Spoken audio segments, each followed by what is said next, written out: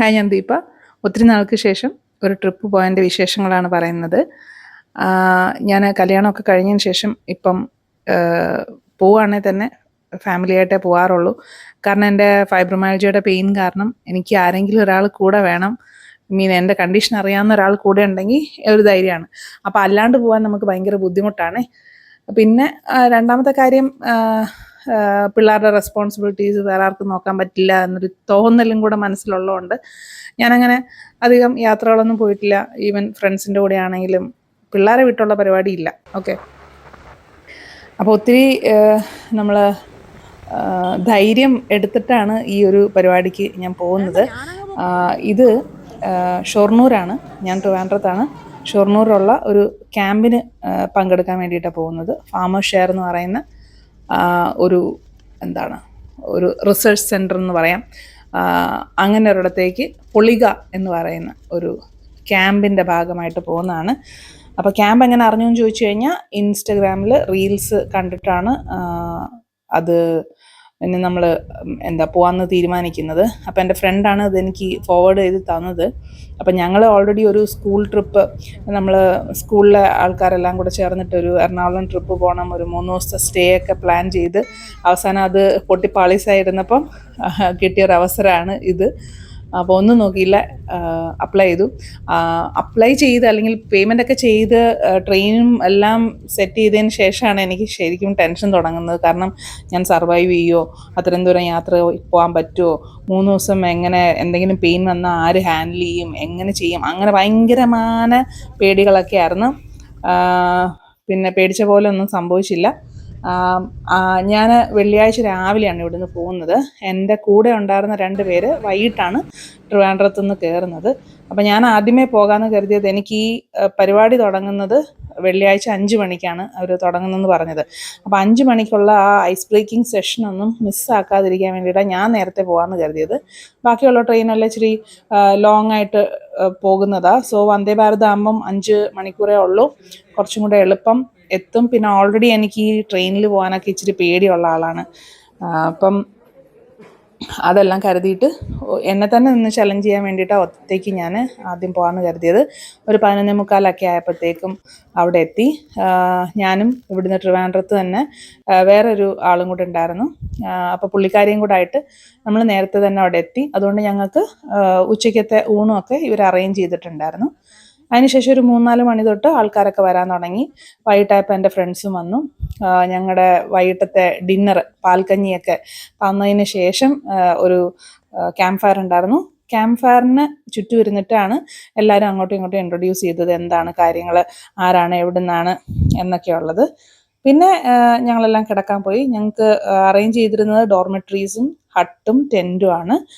ഞങ്ങൾ ഹട്ടാണ് എടുത്തത്. ഇത് ഹട്ടിലേക്കുള്ള വഴിയാണ്, ഈ കാണുന്നതാണ്. എനിക്ക് തോന്നുന്നു 4 ഹട്ടുണ്ടായിരുന്നു നമുക്ക്. പിന്നെ പിറ്റേ ദിവസം രാവിലെ തൊട്ടാണ് പരിപാടികൾ തുടങ്ങുന്നത്. ഇതാണ് ആ പരിസര പ്രദേശങ്ങളൊക്കെ ഇതാണ്. പിറ്റേ ദിവസം രാവിലെ ഞങ്ങൾ 3 പേരും കൂടെ അവിടുത്തെ ഏറ്റവും അട്രാക്റ്റീവ് ആയിട്ടുള്ള സ്ഥലം, അതായത് നിളയുടെ തീരത്താണ് ഈ ഒരു സ്ഥലം. അപ്പോൾ ഈ പറമ്പിൻ്റെ പുറകുവശത്തൂടെ നടന്നു കഴിഞ്ഞാൽ നമുക്ക് അതിൻ്റെ തീരത്തേക്ക് പോവാം.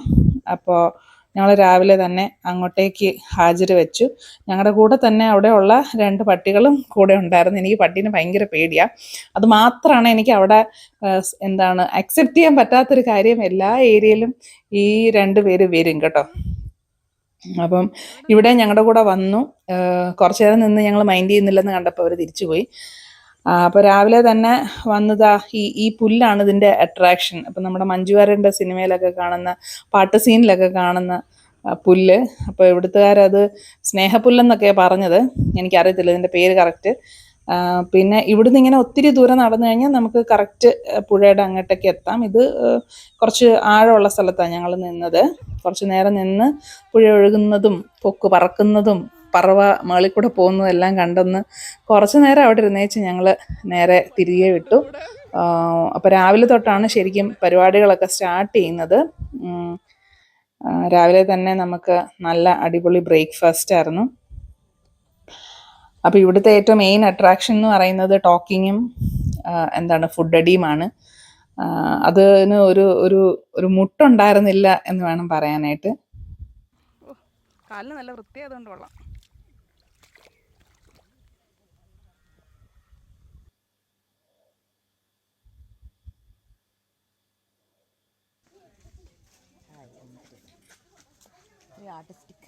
ഇവിടുത്തെ ഫുഡ് കണ്ടു കഴിഞ്ഞാൽ നമുക്ക് എന്താണ് വീണ്ടും വീണ്ടും കഴിക്കാൻ തോന്നും. ഭയങ്കര അട്രാക്റ്റീവായിട്ട് അവരത് പ്രിപ്പയർ ചെയ്യുന്നത്. ഇതൊക്കെ വളരെ എന്താണ് ഓർഗാനിക് ആയിട്ടുള്ള സാധനങ്ങൾ തന്നെയാണ്, അല്ലാതെ കളറൊന്നും ചേർത്തൊന്നുമല്ല.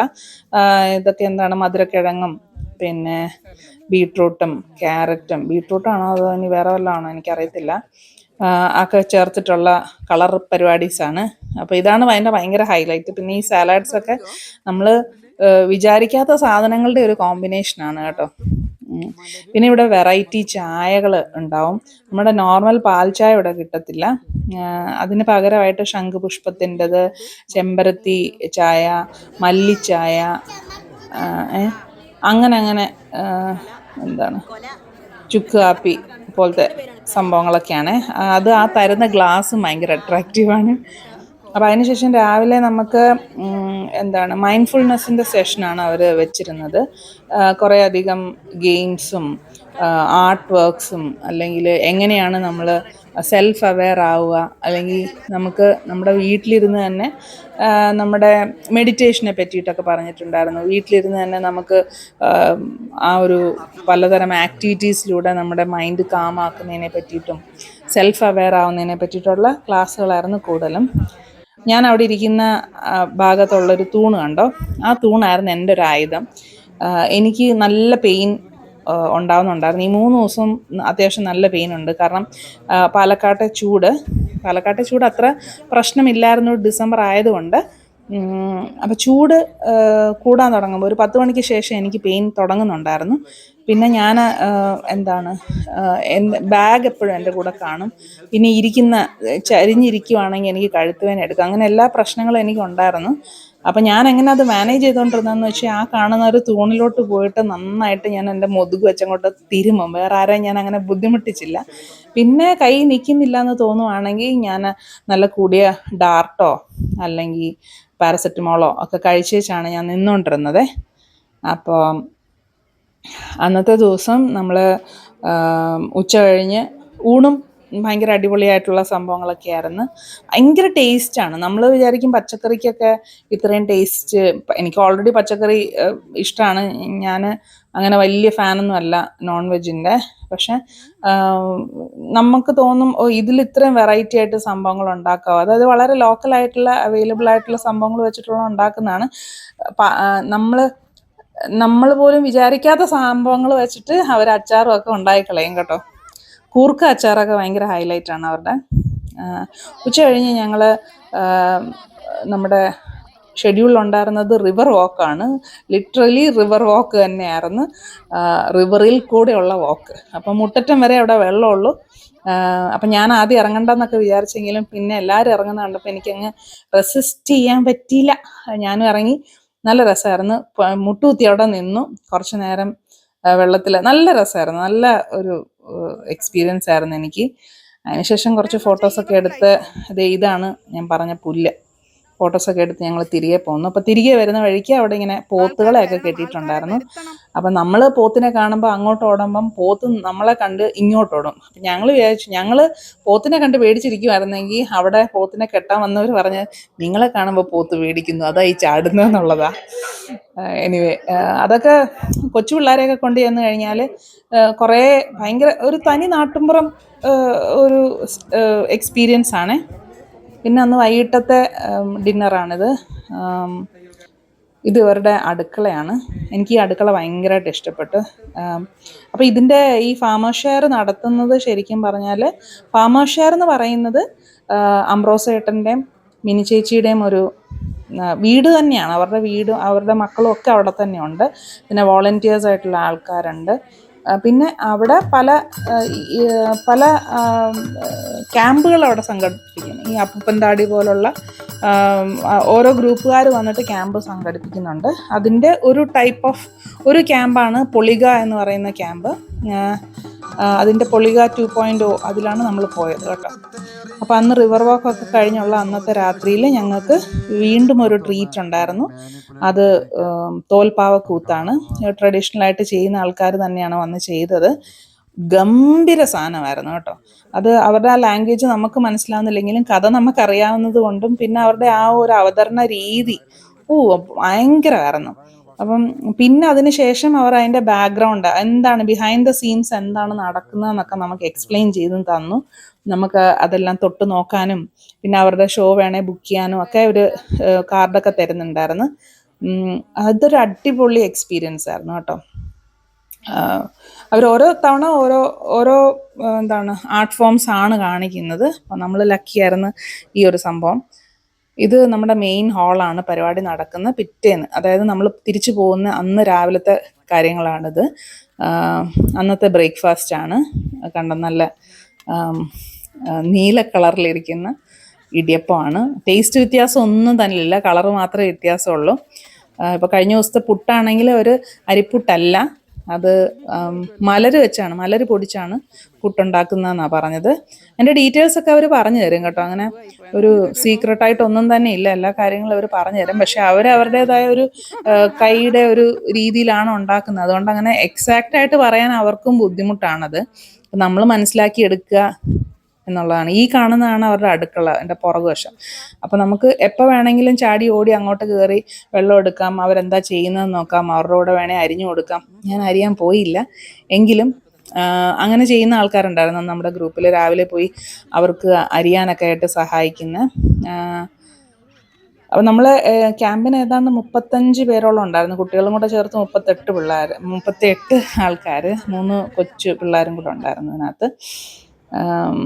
അതിനുശേഷം പിന്നെ ഫുഡിന് ശേഷം ഇപ്പം നമുക്ക് കുറച്ചും കൂടെ അവരുടെ കൺസെപ്റ്റും കാര്യങ്ങളും പിന്നെ അവരുടെ പ്രോഡക്ട്സ് അവരെങ്ങനെയാണ് ഇത് സർവൈവ് ചെയ്യുന്നത് എന്നുള്ളതും, പിന്നെ ഇതാണ് അംബ്രോസേട്ടൻ കേട്ടോ. പിന്നെ അവരുടെ സ്റ്റോറിൻ്റെ ഒന്ന് ഇൻട്രൊഡ്യൂസ് ചെയ്യുമായിരുന്നു രാവിലെ.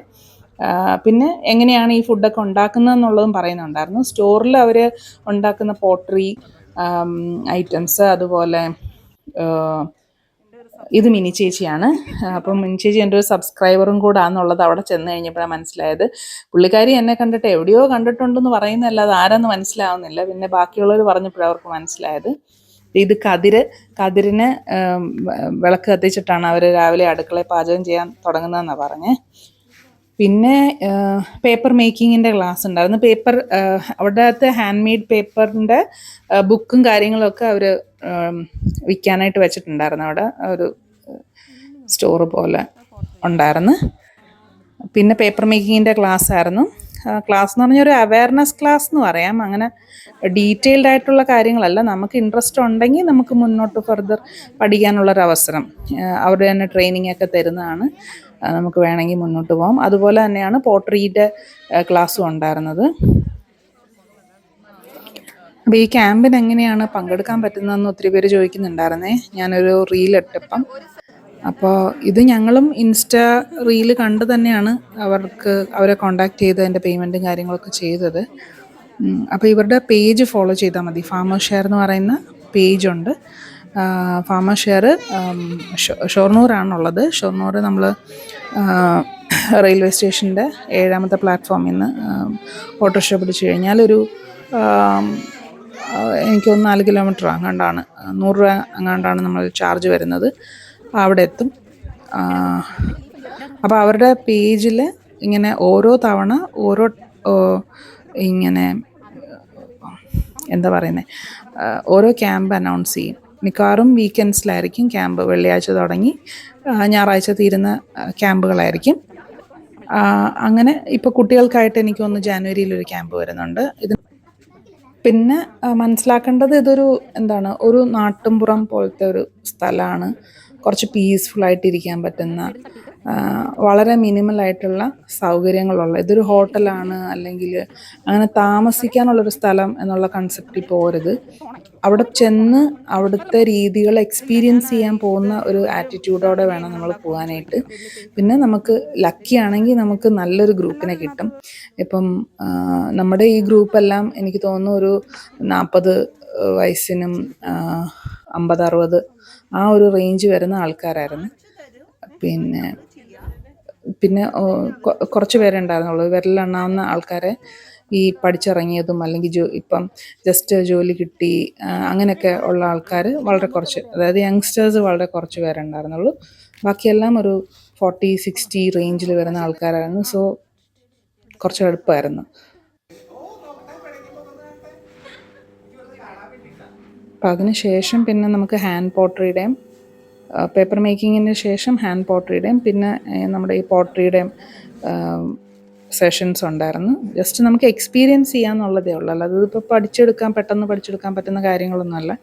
നമുക്ക് ജസ്റ്റ് അതൊന്ന് നമ്മളുടെ കൈയും കൂടെ അതിനകത്ത് വെച്ച് നമുക്കൊരു പോട്ടൊക്കെ ചെയ്തെടുക്കാം, അല്ലെ കുറേ നേരം മണ്ണിൽ ഇങ്ങനെ കുഴച്ചൊക്കെ കളിക്കാം. നാച്ചുറൽ ക്ലേ നമുക്ക് അത് ഉണ്ടായി വരുന്ന പ്രോസസ്സ് നമുക്ക് മനസ്സിലാക്കാം. ഇതിപ്പം ആ പുള്ളി തന്നെയാണ് കൈവച്ച് റെഡിയാക്കുന്നത്. നമ്മളതിൻ്റെ കൂടെ വെക്കുമ്പോൾ നമുക്കൊരു ഐഡിയ കിട്ടും. ഓക്കെ, ഇങ്ങനെ പിടിക്കുമ്പോഴാണ് അത് മുകളിലോട്ട് പൊങ്ങുന്നത്, ഇങ്ങനെ പിടിക്കുമ്പോഴാണ് കുഴിഞ്ഞു വരുന്നത്, ഷേപ്പ് ഉണ്ടാവുന്നത് എന്നൊരു ഐഡിയ കിട്ടും, അത്രയേ ഉള്ളൂ. അല്ലാതെ അങ്ങനെ കംപ്ലീറ്റ് ആയിട്ട് നമുക്കത് പഠിച്ചെടുക്കുക എന്നുള്ളൊരു ഇത് അങ്ങനെ വിചാരിക്കാനുള്ളൊരു സംഭവമല്ല. നമുക്കിതെല്ലാം ഒന്ന് എക്സ്പീരിയൻസ് ചെയ്ത് കുറച്ചും കൂടെ കാമാവും കാര്യങ്ങളൊക്കെ. ആ ഒരു അപ്രോച്ചിൽ നമ്മൾ എടുക്കുകയാണെങ്കിൽ നല്ലൊരു എക്സ്പീരിയൻസ് ആയിരുന്നു. എനിക്ക് ഭയങ്കരമായിട്ട് ഇഷ്ടപ്പെട്ടു. കാരണം ചുമ്മാ ഇങ്ങനെ സ്ഥലം കണ്ട് പോകുന്ന യാത്രകളെക്കാളും ഇങ്ങനത്തെ കാര്യങ്ങൾ എക്സ്പീരിയൻസ് ചെയ്ത് പോകുന്നതാണ് കുറച്ചും കൂടെ എനിക്ക് ഓക്കെ ആയിട്ടുള്ളത്. പിന്നെ നമ്മുടെ പെയിൻ ആണെങ്കിലും വലിയ കുഴപ്പമില്ലാതെ മാനേജ് ചെയ്യാൻ പറ്റി എന്നുള്ളതാണ്. അപ്പോൾ നല്ലൊരു പരിപാടിയായിരുന്നു. ആർക്കെങ്കിലും പോകാൻ താല്പര്യം ഉണ്ടെങ്കിൽ, ഇത് ലാസ്റ്റ് ഫൈനൽ ഉച്ചയ്ക്കത്തെ മീനാണ്, മീലാണ് ബ്ലൂ ബിരിയാണി. പിന്നെ അടിപൊളിയായിരുന്നു. വെറൈറ്റിയാണ് സംഭവങ്ങളെല്ലാം.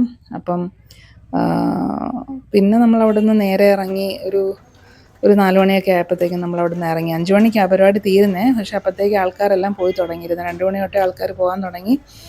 സോ നമ്മളും നേരത്തെ ഇറങ്ങി. ഷൊർണൂർ ജംഗ്ഷൻ്റെ ഒരു ഫോട്ടോ നമുക്ക് വേണമായിരുന്നു.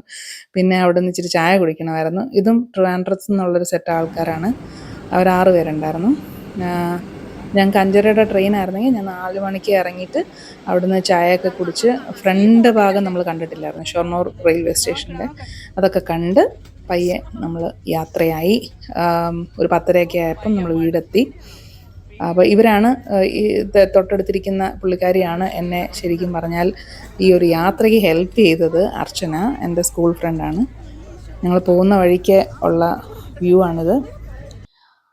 അപ്പോൾ ഇത്രയേ ഉള്ളൂ. അടുത്തൊരു വീഡിയോ നമുക്ക് കാണാം.